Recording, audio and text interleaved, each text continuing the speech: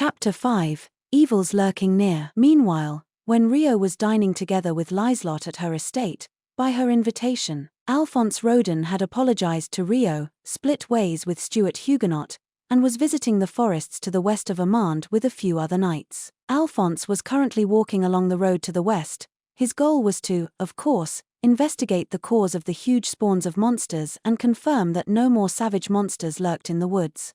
In other words, a reconnaissance in force.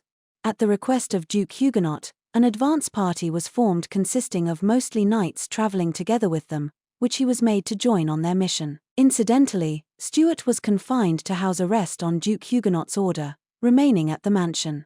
The fact he gave Alphonse a chance to clear his name but not his own son was probably because he had showed consideration for Marquis Rodin's house. Fuck this. I'll never forget this, I'll never forgive this. Making me lose face like this. Alphonse was holding an irrational, deep-set grudge. Rio, Duke Huguenot, Asia, Celia, Liselot, Aria. He couldn't help but feel so much hatred for all the factors that stood in the way of what he wanted. Why did I have to apologize to that filthy commoner anyway? He was completely shelving the fact he had caused the problem, though he may have never considered it a problem to begin with, being that he thought he was a human of the privileged class. Commoners should just shut the hell up and do as we say. Those women, too, they should have been grateful we bothered to lay our eyes on them. Getting ahead of themselves for looking a little attractive. Alphonse's rage did not calm. In the time between bowing at Rio's feet and moving to the forest, he had continuously simmered in his anger. Of course, his apology had been for appearances only. Even if it was only an appearance, he had showed intent to apologize with his behavior.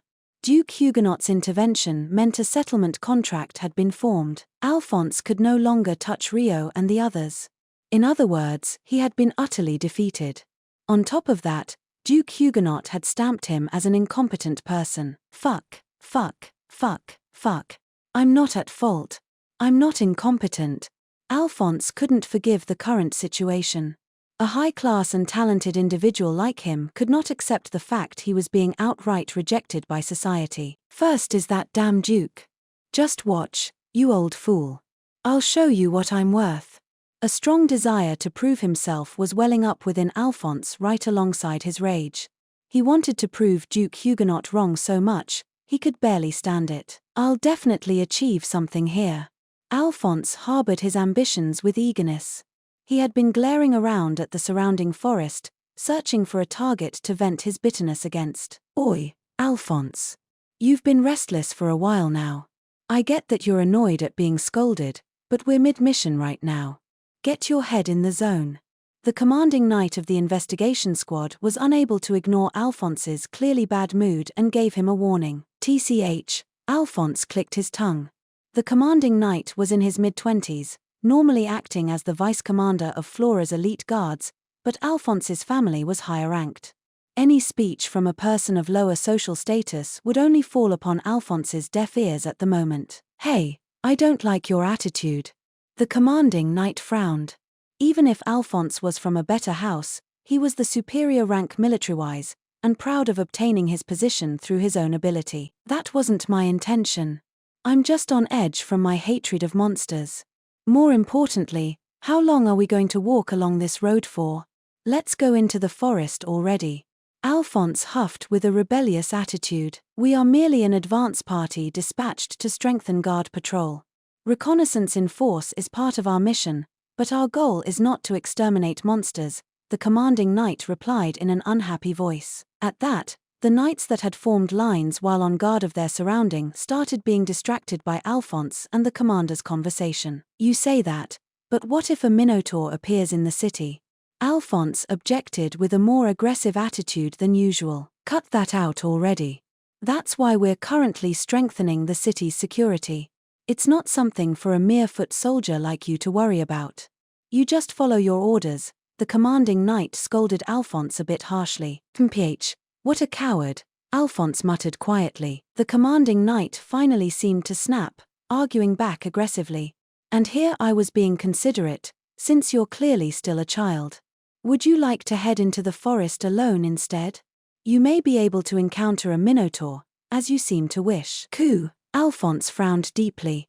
No matter how hot-headed he was getting because of anger, he wasn't foolish enough to think he could defeat a minotaur alone. That will be unnecessary.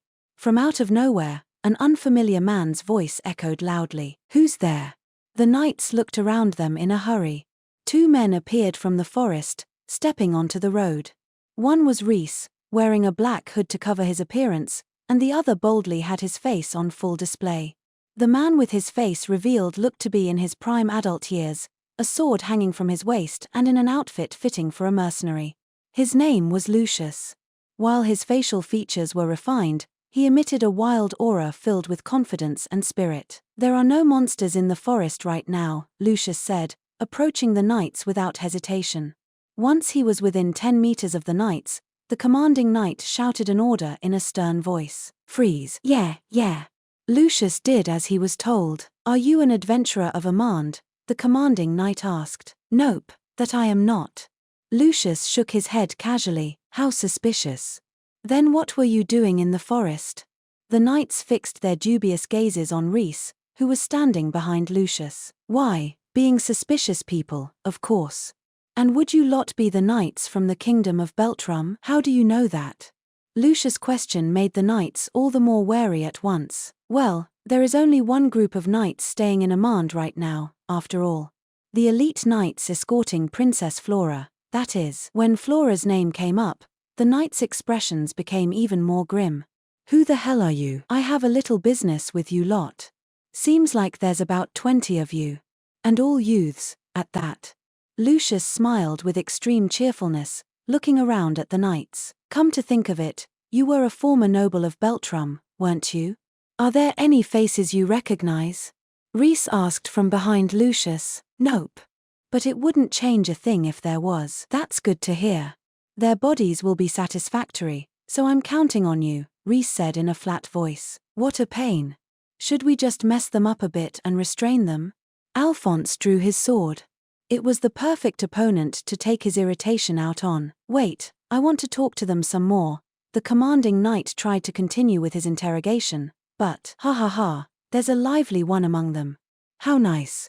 Lucius looked at Alphonse's face and laughed joyfully. Make sure you don't kill them. Healing is troublesome, so don't detach their limbs, either, Reese said tiredly to Lucius. I'm helping you out. At least let me have a little fun. You just make sure no one runs away, Lucius replied apathetically, drawing a sinister, jet-black sword from its sheath at his waist. The other side seems ready to go. Let me take him on. Alphonse grinned smugly, stepping forth to fight. No. Surround and capture them. If he resists, I don't mind if you counterattack, but, the commanding officer chose to respond with only rationality. Since they knew about the knights and Flora, he wanted to talk to them a little more. Suddenly, Lucius broke into a run. His unbelievable speed left the knights wide-eyed in surprise. Brace. The commanding officer tried to give his order in a fluster. However, Lucius had snuck into the midst of the knights in an instant. Too slow. You should have strengthened yourselves with magic the moment I drew my sword. Goo. One of the knights went flying through the air, kicked away by Lucius. The knights around them looked upon that scene with their jaws dropped. Alphonse roared in anger, charging straight to slash Lucius. His mouth was turned upwards in a savage smile, the opportunity perfect for him to expend his stress. You sure are an interesting one. Lucius blocked Alphonse's sword and laughed heartily. Die. Orgendi corporis.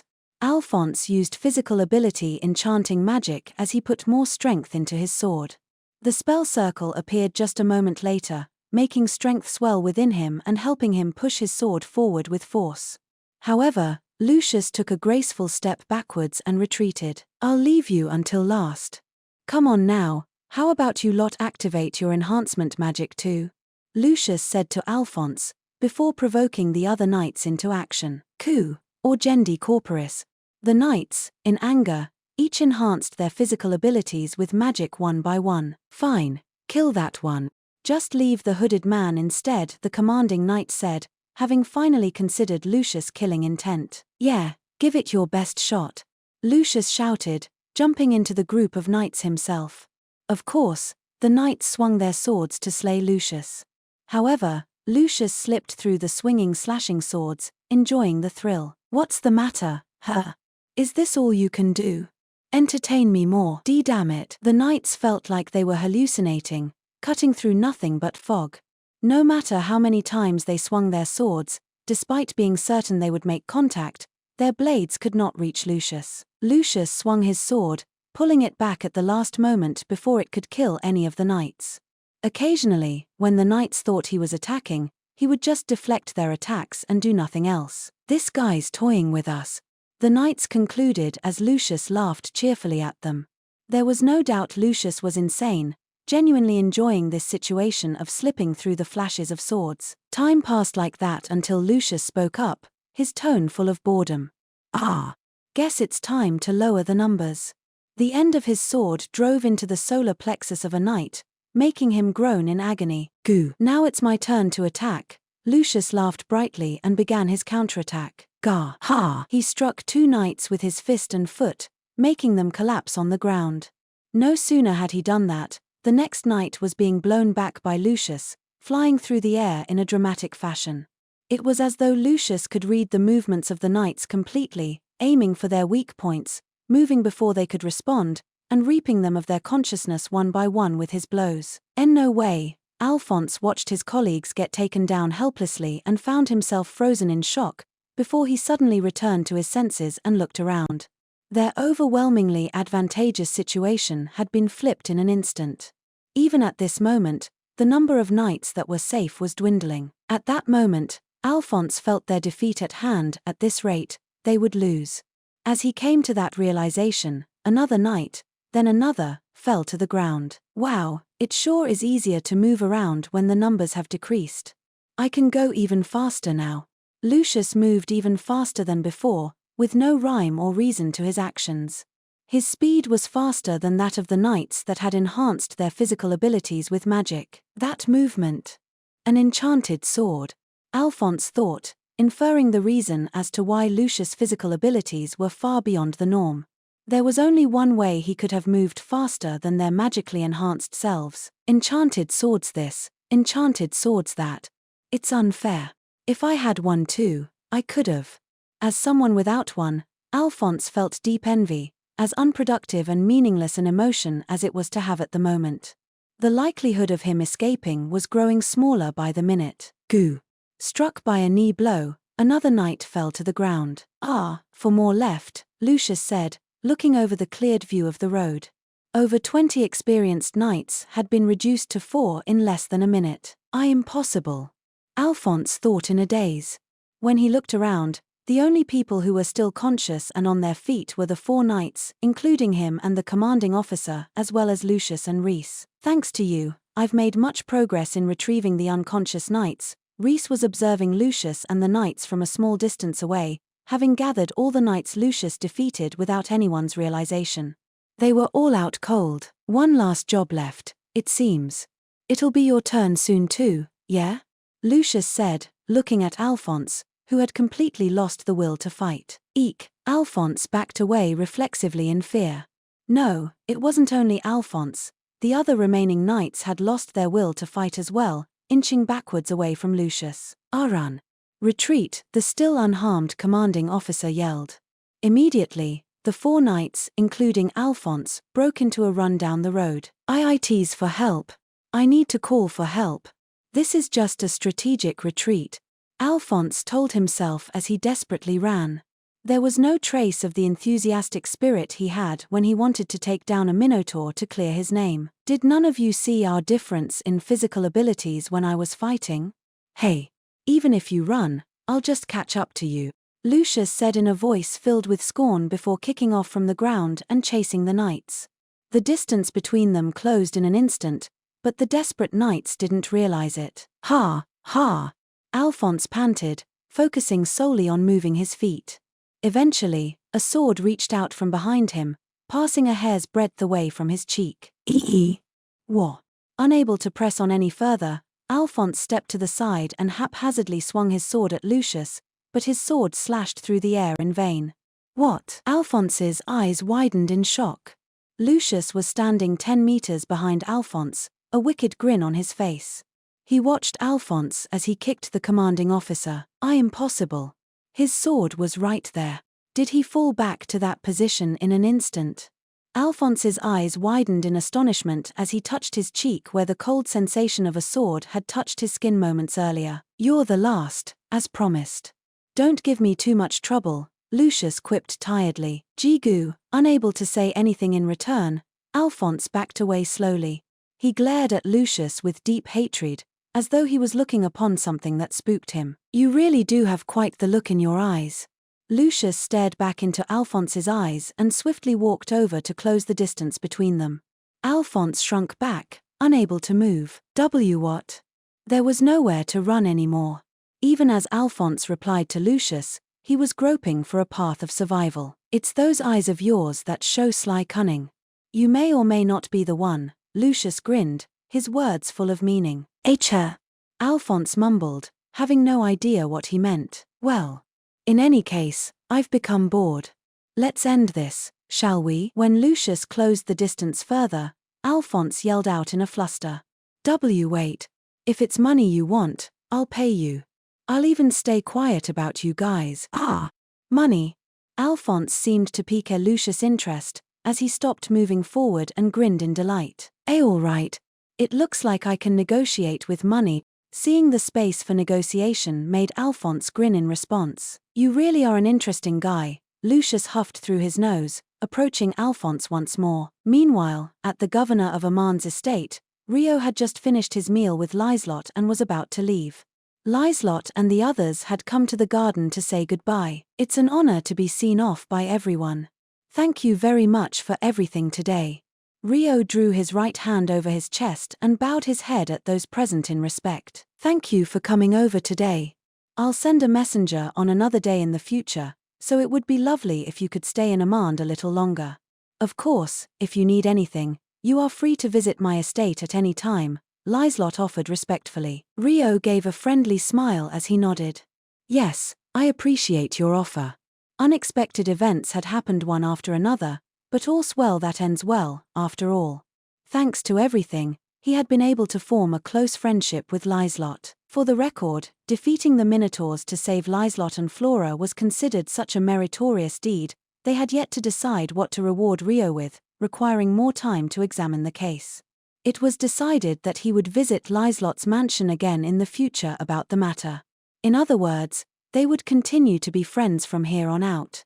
Both Rio and Liselot had the same intentions of forming a friendship, but neither of them had a grasp of their distance yet, so they were slowly building a relationship of trust without rushing. It was a bit roundabout, but this was normal for noble negotiations. Flora took a step forward nervously, calling out to Rio. Yes. Rio replied, tilting his head. If we have the chance to meet again, please feel free to chat with me some more. We also want to give you our gratitude formally, so, please, Flora said, bowing her head at Rio hesitantly. Yes, it'd be my pleasure. Rio paused for a moment before nodding with a smile. Has she noticed something about me after all? Or is this just how she is? He had suspicions. Flora seemed to be acting strangely, as though she was vaguely trying to meet him halfway. If there was a reason for Flora to be investigating Rio, then the most natural line of reasoning would be because she suspected Haruto was actually Rio. However, as far as he had seen from Flora's actions until now, he couldn't say for certain that she doubted him. At the very least, he couldn't detect any negative feelings, and there was certainly the possibility of this being how Flora would normally interact with him. Rio had no points of contact with Flora during his time at the academy, so he didn't actually know what her personality was. All he knew was that she didn't seem to be a very extroverted person. I guess I'll just see how things go for now. He couldn't afford to seem too cautious in front of her. It would be best to remain as natural as possible, in order to play innocent, being that there was no proof that he was Rio. Hirooki, who had been watching the exchange between Rio and Flora fixedly, spoke up. Well, we'll be staying in Amand until the safety of the area is confirmed, too. If you visit Liselot's estate, there should be an opportunity to meet again, he said with a shrug. Yes, it's as the hero says. Oh, that's right. Sir Haruto prepares tea very well. I had some today by chance, but I could prepare a tea party for us sometime, if you are willing. Lizelot said. Rio nodded courteously. Yes. I would be happy to attend if you wish to invite me. Why yes, I would also love to, Flora agreed nervously. Then let's leave this tea party for another date and wrap this up. Don't drag this out any longer and let him go home already, Hiroaki said bluntly. You're right, we shouldn't keep him any longer. Sir Haruto. Let us meet again, Duke Huguenot said. Yes. Everyone, let us meet another day. Please excuse me. Rio bowed his head deeply before turning on his heel and walking off. He continued walking to the gate while Lizelot watched his back. Time to go back to the inn and relax. Freed from acting social with the nobles, Rio let out a small sigh. Back in the forest to the west of Amand. Rustle. Alphonse was vaguely aware that he was being dragged somewhere, that someone had a hold of him by the scruff of his neck. However, he had no idea what was happening. Looking back on his memories, he remembered he had been scouring the forest as part of an investigation. Ah, shit. Belatedly, he recalled the numerous humiliations he faced afterwards. A surge of anger went through him. He couldn't forgive anyone who humiliated him. However, Rustle. Someone was yanking Alphonse along, making him quite uncomfortable. Who is it, treating me so roughly? Alphonse found it most unpleasant, but a dull pain in the back of his head made him frown. My head hurts. Did he hit it hard somewhere? He didn't know. Yo, I'm done, a man's voice echoed happily. Immediately after, Alphonse felt the sensation of soaring through the air, before falling to the ground with a heavy thump. It seemed he had been thrown. Alphonse groaned. Good work. There were so many of them, so I've already started, a vacant male voice echoed. At that point, Alphonse's mind finally snapped to, and he opened his eyes faintly. He noticed they were inside the forest, having left the road. This is. Alphonse finally remembered the identities of the men beside him. The ones that had attacked them. Lucius and Reese. Reese was crouched on the ground, working away at something. Beside him stood Lucius. They sure are a creepy bunch, as always, Lucius said, looking to the side. Contrary to his words, a delighted smile was on his face. Alphonse followed Lucius' gaze. What? The scene that met Alphonse's eyes was so shocking, his body trembled.